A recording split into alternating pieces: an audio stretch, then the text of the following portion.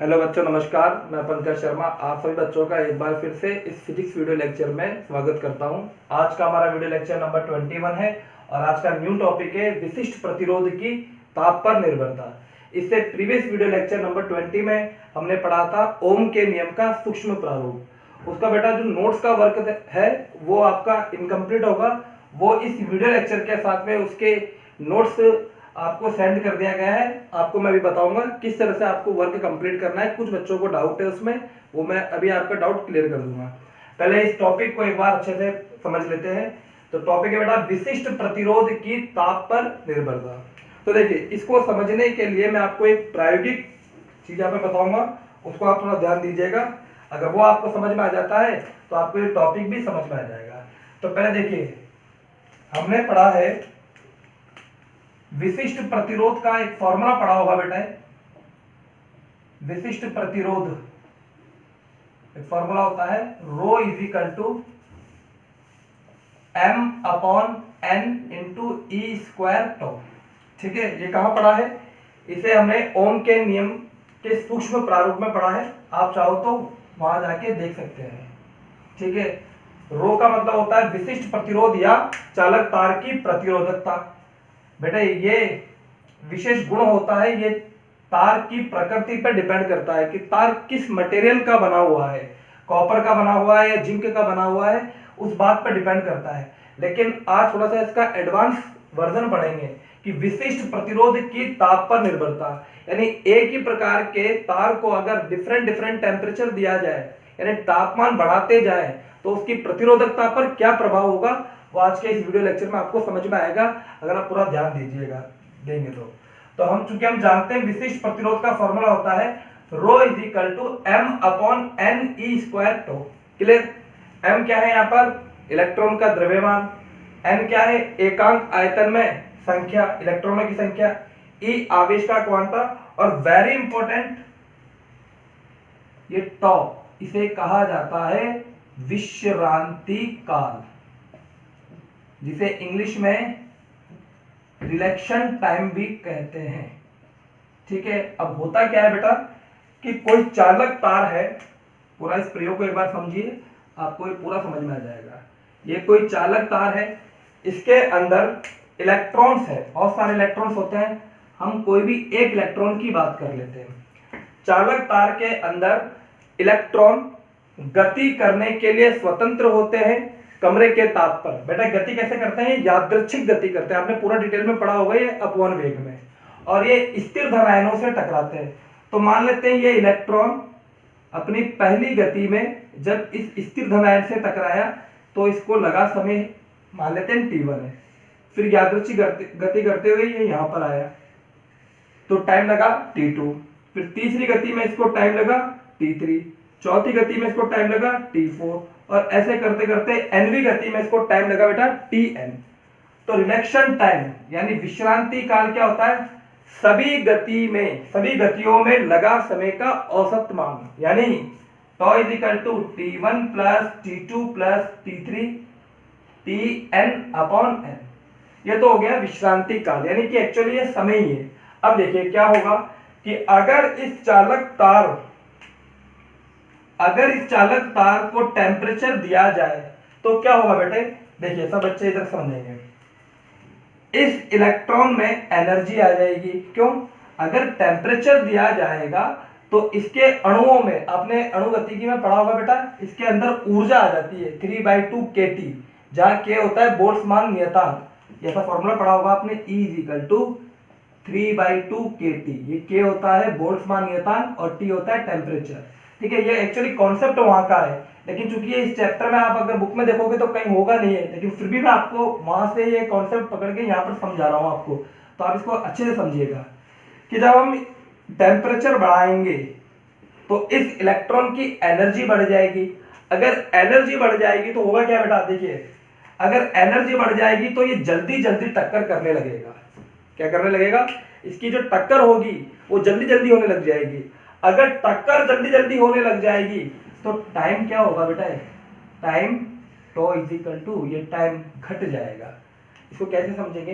देखिए, मान लीजिए कि हमारे पास ये कोई 2 पॉइंट है, ए और बी, ठीक है। यहां से एक व्यक्ति, दो अलग अलग व्यक्ति है, ठीक है, ये राम है और ये श्याम है, ऐसे समझिए आप। राम अगर तेज स्पीड से दौड़ने लगेगा, अगर इसकी स्पीड ज्यादा होगी तो इसको यहां तक पहुंचने में लगा समय ज्यादा होगा या कम होगा? अगर स्पीड ज्यादा होगी तो टाइम कम होगा। इसकी स्पीड कम है तो इसको समय क्या लगा होगा बेटा? इसका समय ज्यादा हो जाएगा। इस कॉन्सेप्ट को यहां समझिए। इलेक्ट्रॉन अगर टेम्परेचर बढ़ा दिया गया तो इलेक्ट्रॉन की स्पीड बढ़ गई, स्पीड बढ़ गई तो इसको लगा समय घट जाएगा। अगर समय घट जाएगा, समझिए यहां पर, अगर समय घट जाएगा, यहां देखिए टॉ क्या आ रहा है, tau is equal to M upon N square tau. अगर समय घट जाएगा तो प्रतिरोधकता बढ़ जाएगी। आइए एक बार और इसको समझते हैं, ठीक है, कोशिश करते हैं एक बार और आपको ये समझ में आए। मैंने कहा कोई चालक तार है, उसके अंदर मुक्त इलेक्ट्रॉन गति कर रहा है, जो गति करते हुए स्थिर धनायनों से टकरा रहा है, ठीक है बेटा। यहाँ टाइम लगा t1, यहाँ टाइम लगा t2, यहाँ टाइम लगा t3, तो टॉ इज इक्वल टू होता है t1 plus t2 plus t3 plus plus tn upon n। अगर टेम्परेचर बढ़ गया तो ऊर्जा बढ़ जाएगी, किसकी? इलेक्ट्रॉन की। इलेक्ट्रॉन की ऊर्जा बढ़ जाएगी तो उसकी गति तेज तेज होने लग जाएगी, यानी जल्दी जल्दी टक्कर करने लग जाएगा। अगर टक्कर जल्दी जल्दी होने लग जाएगी तो दो क्रमागत टक्करों के मध्य लगा समय कम हो जाएगा, क्योंकि स्पीड बढ़ गई तो जल्दी पहुंच जाएगा यहां पर। अगर समय कम हो गया, समय कम हो गया तो प्रतिरोधकता बढ़ जाएगी। यानी क्या समझ में आया कि टेम्परेचर बढ़ने पर प्रतिरोधकता भी बढ़ती है। क्लियर है? अब इसके पूरे इसको थ्योरेटिकल लिखेंगे, जैसा आपको कॉपी में रिटर्न वर्क करना है वो समझेंगे बेटा। अब इसका जो फॉर्मूला आएगा वो कैसे आया तो देखिए इधर, देखिए कोई भी टॉपिक को पढ़ने से पहले उसका बेस समझ में आना चाहिए। अगर एक बार बेस समझ में आ जाएगा फिर आपको आगे की सारी कहानी भी समझ में आ जाएगी। तो बच्चों देखिए हम पढ़ रहे हैं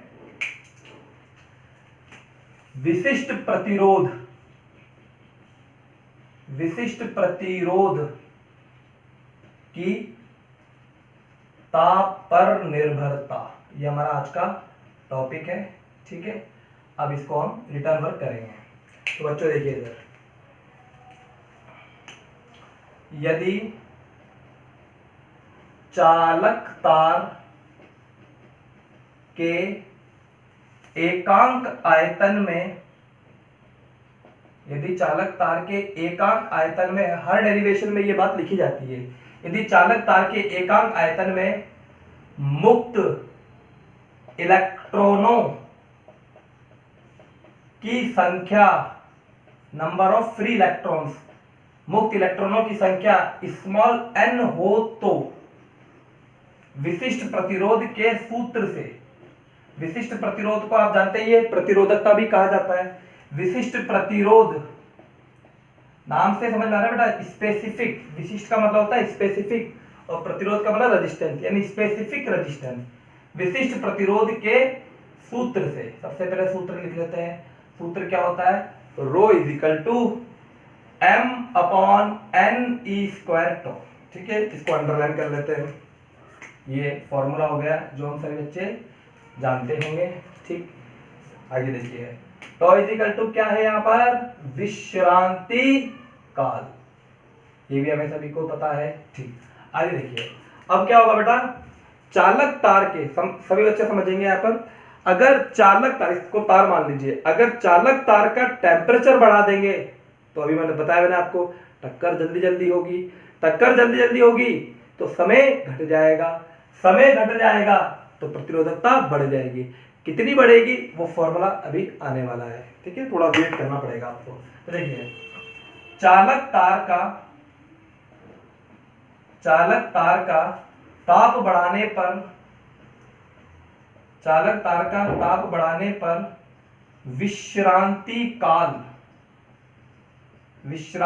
काल टॉ का मान घटेगा, घट जाएगा, जिससे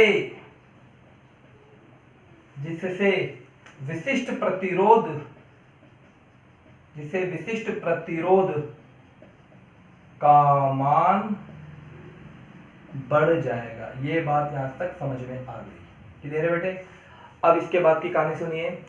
इसमें क्या हुआ बेटा, प्रयोग करके देखा, साइंटिस्ट ने इसमें प्रयोग करके देखा, रिसर्च करी, तो उन्होंने दो बातों पर, वो जो कंक्लूजन पे पहुंचे, जो निष्कर्ष पे पहुंचे, वो दो निष्कर्ष पे पहुंचे। वो क्या कि विशिष्ट प्रतिरोध में जो परिवर्तन हुआ, परिवर्तन समझ गए, अंतिम माइनस प्रारंभिक, यानी कितना बढ़ गया। सपोज कीजिए पहले था 10, बाद में हो गया 15, तो जो परिवर्तन आया 15 माइनस 10, तो वो परिवर्तन दो बातों पे डिपेंड करता है। किन किन बातों पे? एक तो प्रारंभिक मान के समानुपाती, यानी प्रारंभिक मान जितना ज्यादा होगा परिवर्तन भी उतना ज्यादा होगा, और दूसरी बात उन दोनों के बीच के टेम्परेचर, दोनों के बीच का टेम्परेचर कौन सा, एक प्रारंभिक तापमान और एक अंतिम तापमान। अब बात ये आती है कि वो रिसर्च उन्होंने जो किया वो यहाँ क्यों नहीं किया गया। तो बेटा ये एक प्रयोग था, हमें यहाँ पर कंक्लूजन लिखना है, क्लियर है। जैसे पाइथागोरस प्रमेय, हम केवल प्रमेय का यूज करते हैं, उसकी पूरी कहानी को नहीं लिखते हैं, वो हमारे पास रिसर्च के रूप में इसी तरह से यहाँ पर है। तो प्रयोगों द्वारा ये बात समझ में, ये बात स्पष्ट हुई कि विशिष्ट प्रतिरोध में परिवर्तन दो बातों पर डिपेंड करेगा। उस बात को मैं यहाँ लिख देता हूं। तो बच्चों इधर देखिए, यदि T1 डिग्री सेंटीग्रेड पर, T1 मतलब प्रारंभिक तापमान, यदि T1 डिग्री सेंटीग्रेड पर विशिष्ट प्रतिरोध बराबर है ρ1, आप चाहो तो इसको ρT1 भी लिख सकते हो, इस तरह से ρT1। मैंने पीडीएफ में ρT1 लिखा है, हम यहाँ पर ρ1 लिखेंगे, अच्छे से समझ में आता है। ρ1 का मतलब प्रारंभिक मान। यदि T1 डिग्री सेंटीग्रेड पर विशिष्ट प्रतिरोध कितना बेटा, ρT1, व T2 डिग्री सेंटीग्रेड पर विशिष्ट प्रतिरोध कितना है, ρ2 हो, तो इस बात को समझेंगे। प्रारंभिक तापमान पर विशिष्ट प्रतिरोध है ρ1 और अंतिम तापमान पर विशिष्ट प्रतिरोध है ρ2 हो, तो अब यहां लिखेंगे वो बात, प्रयोगों द्वारा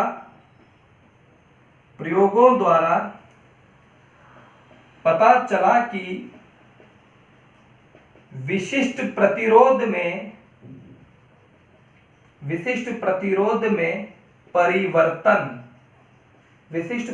में परिवर्तन, चाहो तो आप विशिष्ट प्रतिरोध में परिवर्तन को डेल्टा रो भी लिख सकते हो। बात समझ में आया, परिवर्तन डेल्टा रो यानी अंतिम माइनस प्रारंभिक।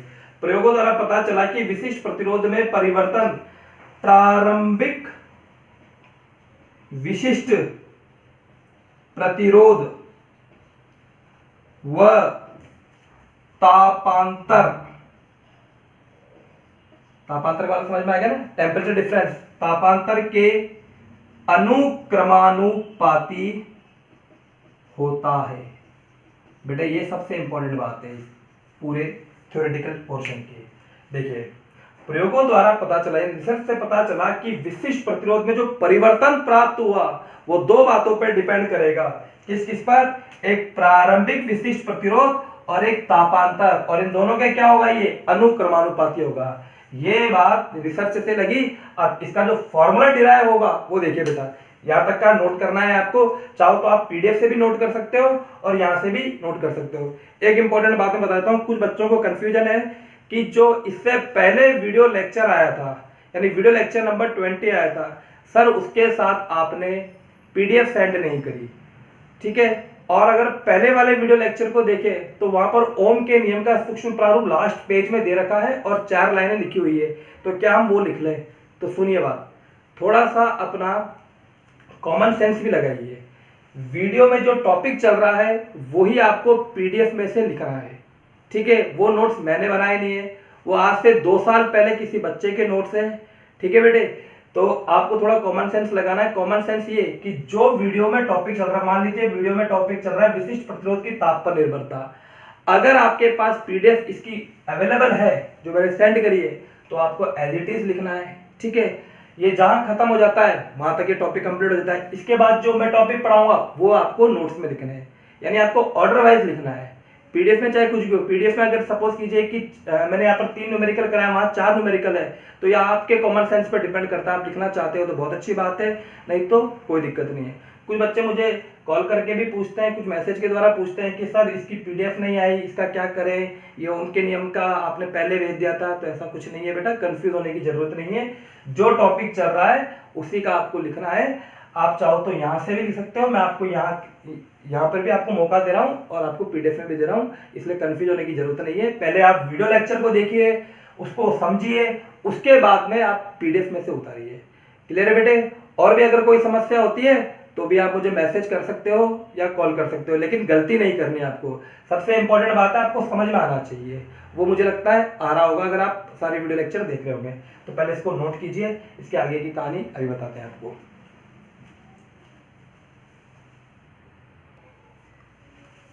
आगे देखिए बेटा डेरिवेशन। तो ρ2 माइनस ρ1 दो बातों पर डिपेंड करता है, एक प्रारंभिक विशिष्ट प्रतिरोध के अनुक्रमानुपाती और दूसरा तापांतर के। तो पहले लिखा मैंने विशिष्ट प्रतिरोध में परिवर्तन, आप लिख सकते हो अंतिम माइनस प्रारंभिक, चाहे ρ2 माइनस ρ1। प्रोपोर्शनल किसके अनुक्रमानुपाती है? प्रारंभिक के। This is equation number 1। ठीक है, इसके बाद विशिष्ट प्रतिरोध में परिवर्तन किसके अनुक्रमानुपाती? तापांतर के। तापांतर क्या लिखोगे? T2 minus T1। ये समीकरण नंबर 2। क्लियर है यहां तक? चलिए समीकरण 1 व 2 से, समीकरण 1 व समीकरण 2 से, तो बच्चों देखिए दोनों समीकरणों को एक साथ लिखेंगे। तो ρ2 माइनस ρ1 प्रोपोर्शनल, क्या लिख दूंगा मैं? ρ1 इंटू T2 माइनस T1।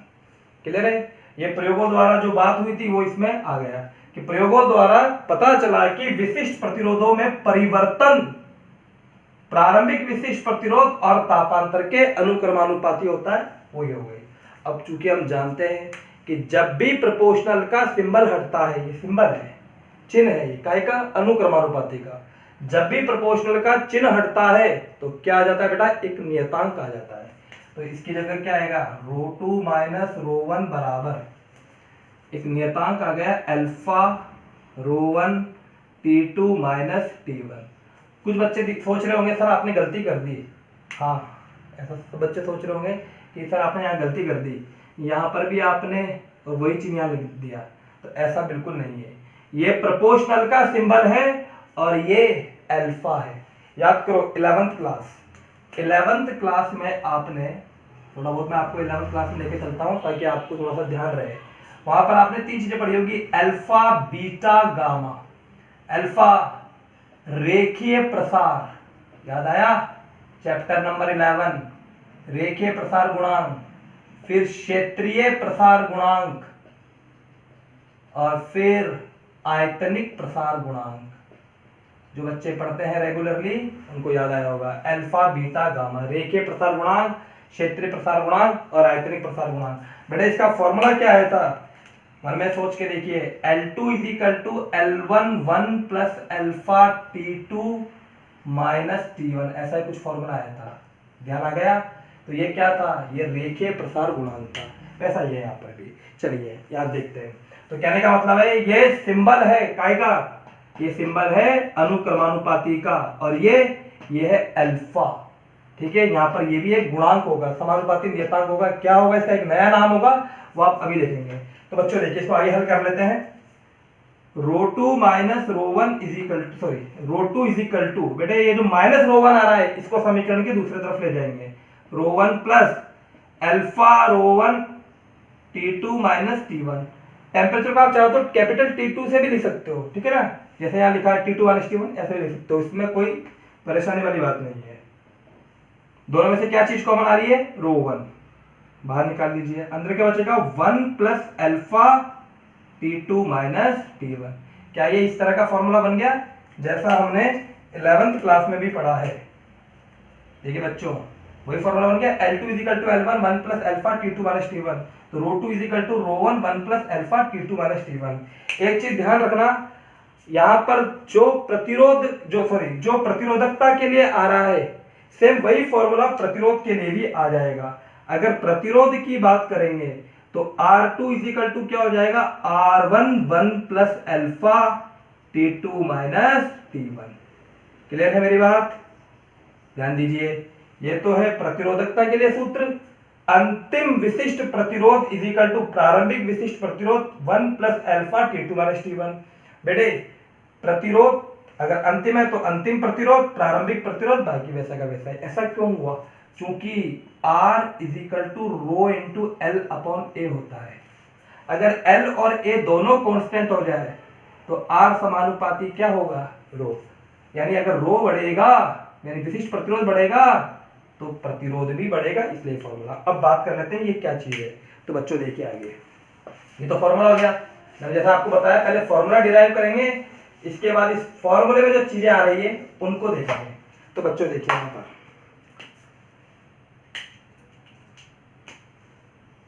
जहां एक एक चीज के बारे में यहाँ पर बताऊंगा आपको, जहां इस वाले फॉर्मूले की बात कर रहा हूं मैं, जहां ρ2 इज इक्वल टू अंतिम विशिष्ट प्रतिरोध। सर ये बात तो समझ में आ गई, ये तो अंतिम ही है, लेकिन एक बात और, या T2 डिग्री सेंटीग्रेड पर विशिष्ट प्रतिरोध, दोनों बातें आपको ध्यान रखनी है। अंतिम विशिष्ट प्रतिरोधी बोल सकते हो या अंतिम तापमान पर विशिष्ट प्रतिरोध बोल सकते हो। ρ1 क्या है? प्रारंभिक विशिष्ट प्रतिरोध, प्रारंभिक विशिष्ट प्रतिरोध, या बताया मैंने अभी T1 डिग्री सेंटीग्रेड पर विशिष्ट प्रतिरोध। क्लियर?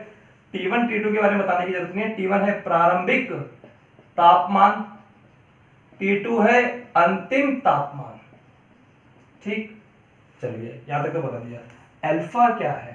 अल्फा है बेटा इसका एक नया नाम होगा यहाँ पर, वहां पर हम बोलते थे रेखीय प्रसार गुणांक, यहां पर बोलेंगे इसको प्रतिरोधकता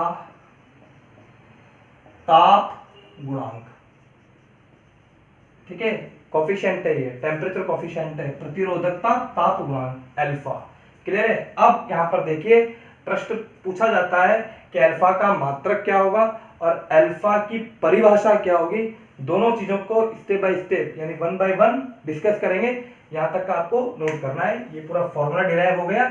एक बार और मैं आपको समझा देता हूं, ये कोई चालक तार है, इस चालक तार के अंदर मुक्त इलेक्ट्रॉन है, अगर टेम्परेचर बढ़ाएंगे तो मुक्त इलेक्ट्रॉन जल्दी जल्दी टक्कर करेगा, यानी टक्कर में लगा समय घट जाएगा, समय घट जाएगा तो प्रतिरोधकता बढ़ जाएगी। कितनी बढ़ेगी ये एक्सपेरिमेंट करके देखा या रिसर्च करके देखा तो पाया कि दो बात पर डिपेंड करेगा। दो बातें क्या कि विशिष्ट प्रतिरोध में परिवर्तन प्रारंभिक विशिष्ट प्रतिरोध के प्रोपोर्शनल होगा यानी अनुक्रमानुपात होगा, और टेम्परेचर डिफरेंस के अनुक्रमानुपात होगा। आगे इसको पूरा डिराइव करके लेकर आए तो यहां तक हम पहुंच गए कि ρ2 is equal to ρ1 1 plus alpha T2 minus T1 या R2 is equal to R1 1 plus alpha T2 minus T1। बाकी सारी चीजें आप जानते हो, ये अल्फा है और ये अल्फा क्या है? प्रतिरोधकता ताप गुणांक। क्लियर है बेटा? यहाँ पर एक चीज और मैं आपको यहाँ पर इसका एक तो फॉर्मूला और एक इसकी मात्रा बताता हूँ मैं आपको।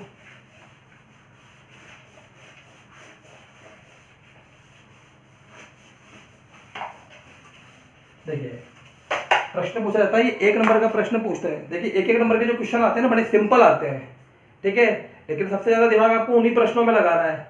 जो बड़े प्रश्न आते हैं वो बिल्कुल फिक्स है बोर्ड एग्जाम में, लेकिन जो छोटे प्रश्न आते हैं उसमें आपको थोड़ा सा अवेयर रहना है। तो बच्चों देखिए पहला प्रश्न है यहाँ पर क्वेश्चन, प्रतिरोधकता प्रतिरोधकता ताप गुणांक का मात्रक वह परिभाषा, मैं दोनों को एक साथ ही लिख देता हूं, वह परिभाषा बताए। चाहो तो पीडीएफ में से लिख लेना या फिर यहां से देख के भी लिख सकते हो, आप वीडियो को पॉज कर लो और लिख लीजिए, सबसे बढ़िया तरीका ये भी है।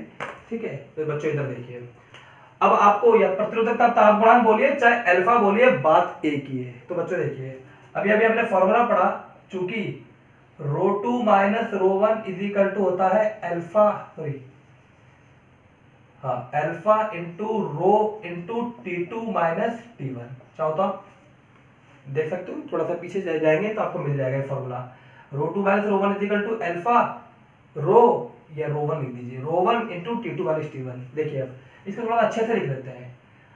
अंतिम माइनस प्रारंभिक को क्या मैं डेल्टा रो लिख सकता हूं, परिवर्तन विशिष्ट प्रतिरोध में परिवर्तन, is equal to alpha into rho one into delta T लिख सकते हैं इसको, T2 माइनस T1 को डेल्टा टी, तापमान में परिवर्तन। अब आपको किसका मात्रक निकालना है, अल्फा का मात्रक निकालना है। तो फिजिक्स का एक सिद्धांत है, जिसका मात्रक निकालना है उसको समीकरण के एक तरफ रखिए, बाकी सभी राशियों को समीकरण के दूसरी तरफ ले जाइए। तो बच्चों देखिए इधर अल्फा का निकालना है तो delta rho one into delta T is equal to alpha, यानी alpha is equal to delta rho upon rho one into delta T. अब यहाँ पर बात क्लियर है। देखिए मात्रा की बात कर लेते हैं। कुछ बच्चों को यहाँ तक में समझ में आ जाता है, उनको आगे बताने की जरूरत नहीं, लेकिन चूंकि सब बच्चों के लिए पढ़ा रहे हैं तो बताया जाएगा आपको। इसका मात्रक परिवर्तन बोलो बेटा कितना, कोई बच्चे कहेंगे सर जीरो, जीरो नहीं होगा। जैसे मान लीजिए कि m1 इज इक्वल टू है 10 किलोग्राम और m2 इज इक्वल टू है 12 किलोग्राम, तो delta m is equal to m2 minus m1 भी कितना होगा, इसके जो परिवर्तन का मात्रक होगा वो भी किलोग्राम ही होगा, जीरो नहीं होगा। कहेंगे sir kilogram minus kilogram zero हो जाएगा, नहीं, संख्या का घटाव या जुड़ाव होता है, मात्रा का कभी नहीं होता, मात्रा तो किलोग्राम में रहेगा। तो बेटा यार देखिए इसका मात्रक क्या आएगा, ओम इंटू मीटर, ये भी क्या है विशिष्ट प्रतिरोध, इसका मात्रक भी क्या आएगा ओम इंटू मीटर। तापमान में परिवर्तन डिग्री सेंटीग्रेड या केल्विन, ओम इंटू मीटर से कट गया तो इसका मात्रक क्या हो गया 1 अपॉन डिग्री सेंटीग्रेड या 1 अपॉन केल्विन। क्लियर है, या इसको ऐसे बोलते हैं डिग्री सेंटीग्रेड इनवर्स या केल्विन इनवर्स। तो बात ध्यान रहेगी कि इसका मात्रक क्या होता है, डिग्री सेंटीग्रेड इनवर्स या केल्विन इनवर्स। नोट कीजिए, अब इसकी परिभाषा बताऊंगा और एक न्यूमेरिकल कराऊंगा, फिर आगे बढ़ेंगे, पहले इसको नोट कीजिए।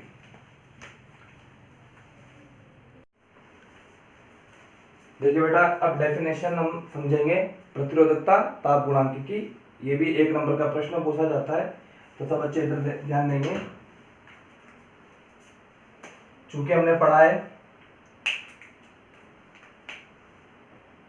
अल्फा इज इक्वल टू, जो फॉर्मूला आया था बेटा तो क्या था, delta rho upon rho into delta T था। Alpha is equal to delta rho upon rho into delta T, ये टेम्परेचर डिफरेंस है, ये प्रतिरोधकता या विशिष्ट प्रतिरोध का डिफरेंस है, और ये प्रारंभिक प्रतिरोध विशिष्ट प्रतिरोध है।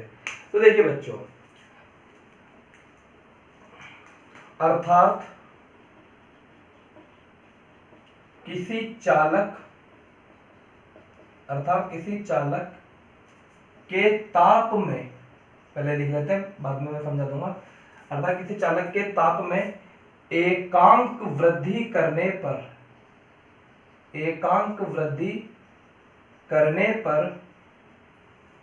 उसकी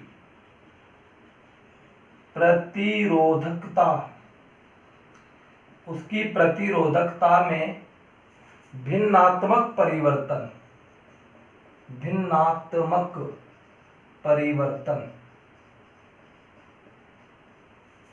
प्रतिरोधकता ताप गुणांक के तुल्य होता है।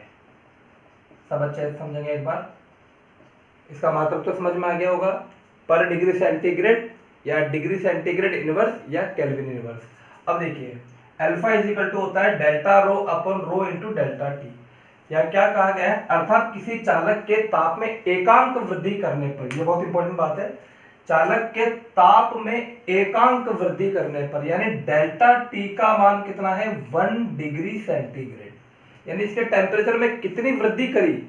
मान लीजिए पहले 100 था तो अब कितना कर दिया गया 101, अगर पहले 101 था तो अब कितना कर दिया गया बेटा 102, पहले अगर 105 था तो अब कितना कर दिया गया 106, यानी जो डिफरेंस आ रहा है टेम्परेचर का वो कितना होना चाहिए 1 डिग्री सेंटीग्रेड।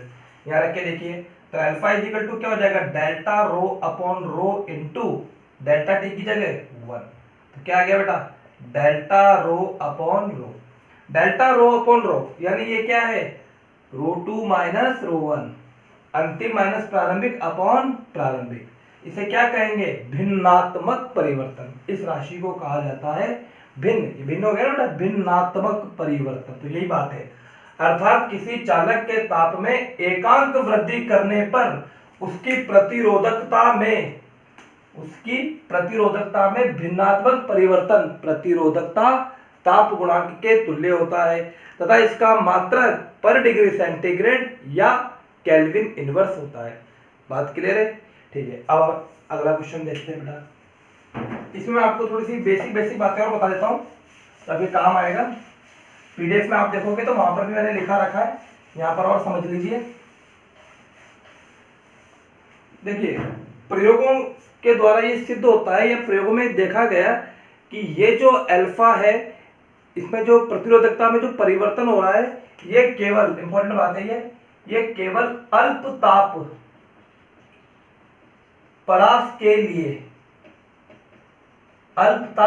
के लिए इसका जो वक्र आएगा, इसका वक्र सरल रेखा प्राप्त होता है,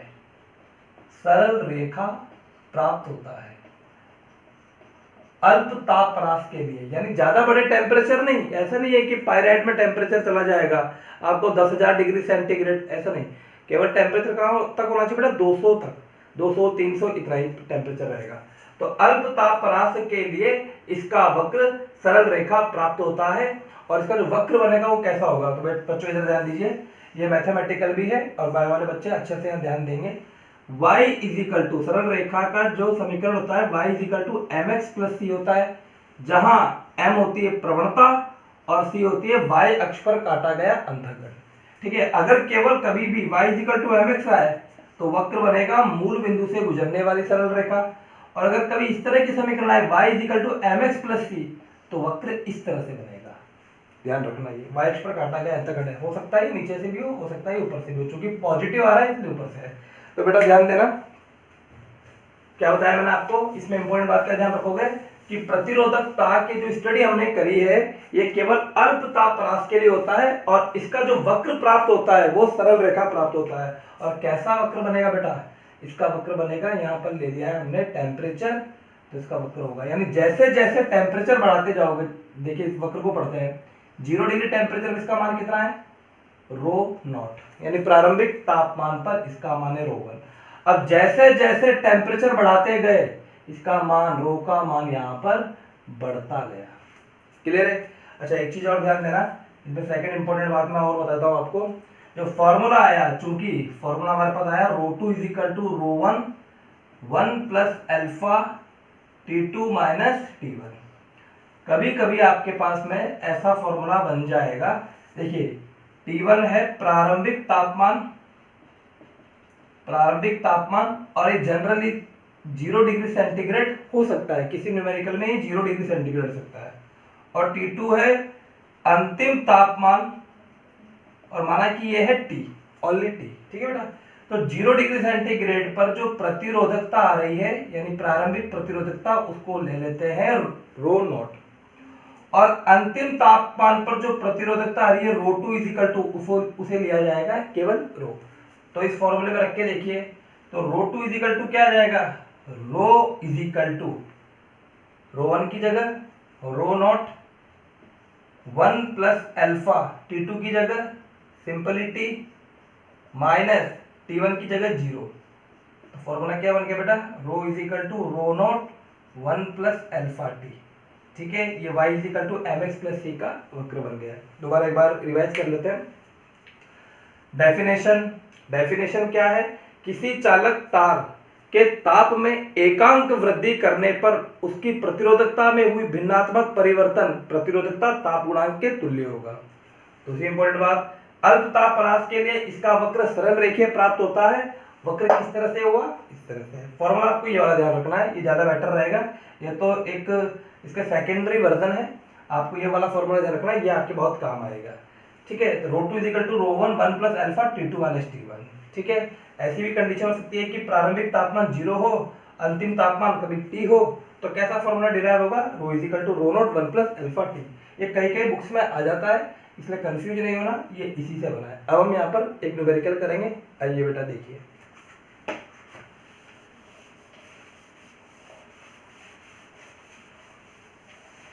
कभी भी कोई टॉपिक पढ़ते हो तो उसका न्यूमेरिकल जरूर सॉल्व करने की कोशिश करें, क्योंकि न्यूमेरिकल अगर आपने सॉल्व कर लिया तो आपको वो टॉपिक कंठस्थ हो जाएगा।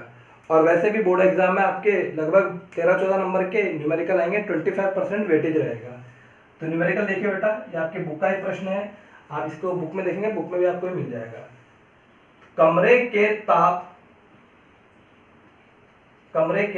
का टेम्परेचर कितना होता है? 27 डिग्री सेंटीग्रेड। 27 degree centigrade. कमरे के ताप पर किसी तापन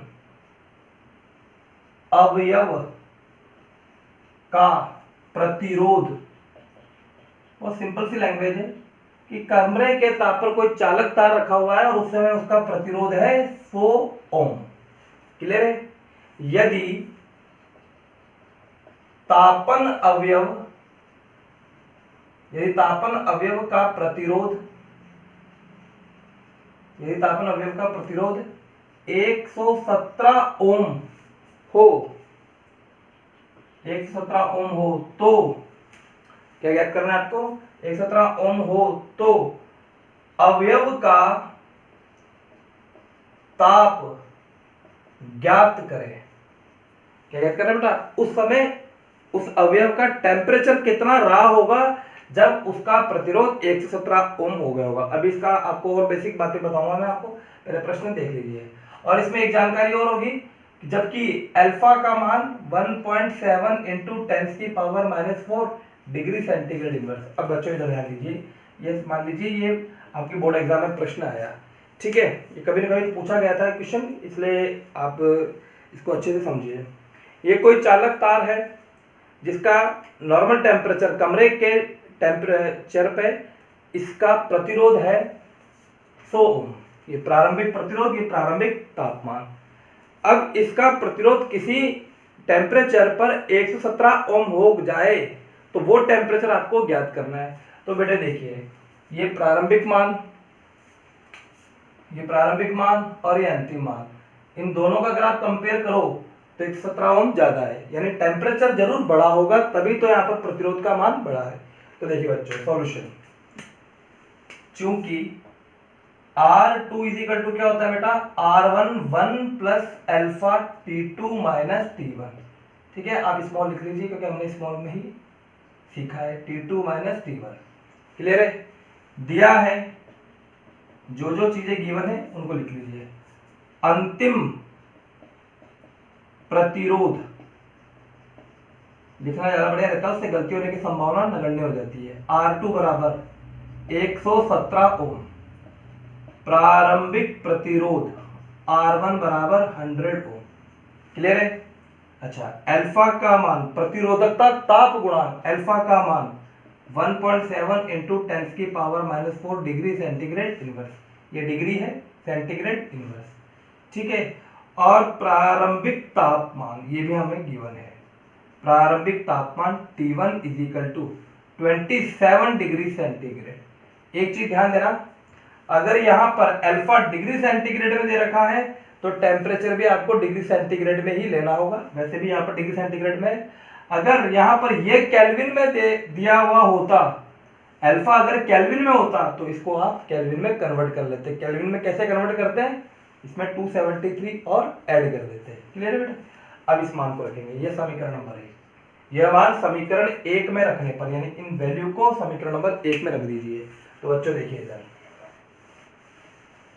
समीकरण 1 में रखने पर न्यूमेरिकल किस तरह से किया जाता है ये भी हमें सीखना है। ऐसा नहीं कि कचरा कर दो आप, ठीक है, बिल्कुल अच्छे से वर्क करना है समीकरण 1 में रखने पर। तो बेटा देखिए, R2 का मान 117, R1 का मान 100, 1 प्लस अल्फा की वैल्यू 1.7 इंटू 10⁻⁻⁴, और T2 का मान ही तो ज्ञात करना है, और T1 का मान 27 डिग्री सेंटीग्रेड। ये कह रहे हैं ना अवयव, हाँ, तो अवयव का ताप ज्ञात करें, यानी अंतिम वैल्यू ज्ञात करनी है। इसको सॉल्व कर लेते हैं बच्चों। तो देखिए 117 बटे ये 100 नीचे आ जाएगा, बराबर 1 प्लस 1.7 इंटू 10⁻⁻⁴ T2 माइनस 27।